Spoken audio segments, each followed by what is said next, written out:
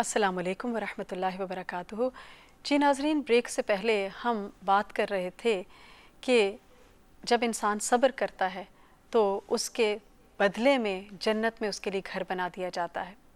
और लेकिन हम सब देखें कि हम अपने प्यारों के जाने पर कितना सब्र करते हैं और कितना ये समझते हैं कि ये अल्लाह का फ़ैसला है। हम बाज़ औक़ात समझते हैं कि ये बहुत बड़ा जुल्म है और फिर हम वो काम नहीं करते जो अल्लाह सुब्हानो ताला हमसे चाहते हैं।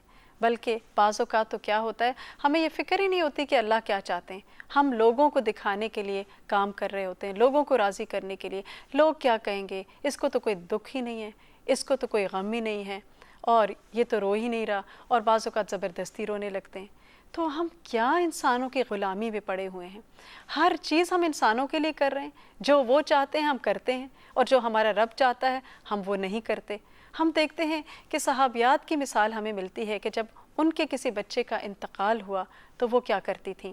हज़रत उम्मे सुलैम रज़ी अल्लाह ताला अन्हो के बारे में आता है कि उनके एक बेटा था जो बीमार था, और जब उसकी वफ़ात हुई तो उनके शौहर घर पे नहीं थे, बाहर गए हुए थे। जब वापस आए तो पूछने लगे कि बच्चा किस हाल में है, तो वो कहने लगी पहले से बेहतर हाल में है। यानी उन्होंने उसी वक्त अपने शौहर को परेशान नहीं किया और फिर तसल्ली से फिर क्या कहने लगी, बेहतर हाल में है। लेकिन हम में से कितने लोग हैं कि जो किसी की वफ़ात पर कहें कि ये उसके लिए ज़्यादा बेहतर था। अल्लाह सुब्हानो ताला को पता था कि उसका जाने का वक्त कौन सा उसके लिए बेहतर है।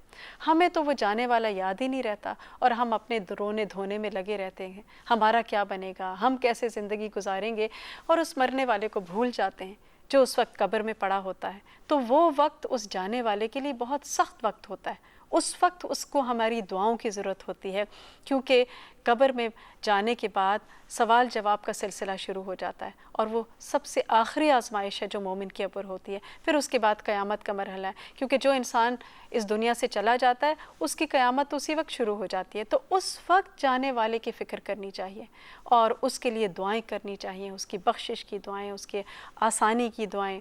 और फिर अगर कोई कर्ज़ है तो वो उसका अदा करने चाहिए कि मरने से पहले उसका कर्ज़ अदा हो जाए। कोई वसीयत है तो उसको पूरी कर देना चाहिए।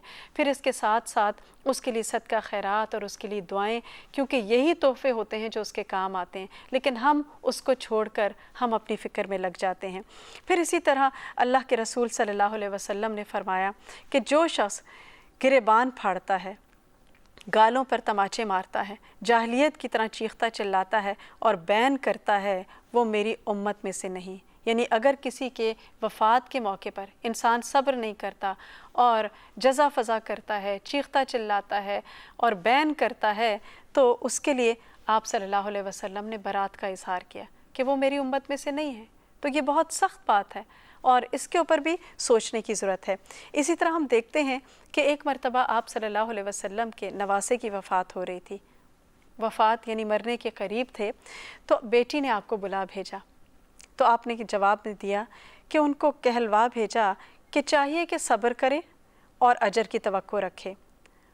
बेटी जो थी उन्होंने वापस बुलाया तो आप तशरीफ़ ले गए। आप अपने कुछ साथियों के साथ वहाँ गए थे और इस मौके पर आपकी आँखों में आंसू थे, लेकिन कोई ऐसी बात आपकी ज़बान से नहीं निकली। इसी तरह आपके चचा अबू तालिब की वफ़ात हुई और फिर उसी साल खदीजा रज़ी अल्लाह ताला अन्हा जो आपकी प्यारी ज़ौजा मोहतरमा थी, उनकी वफ़ात हो गई।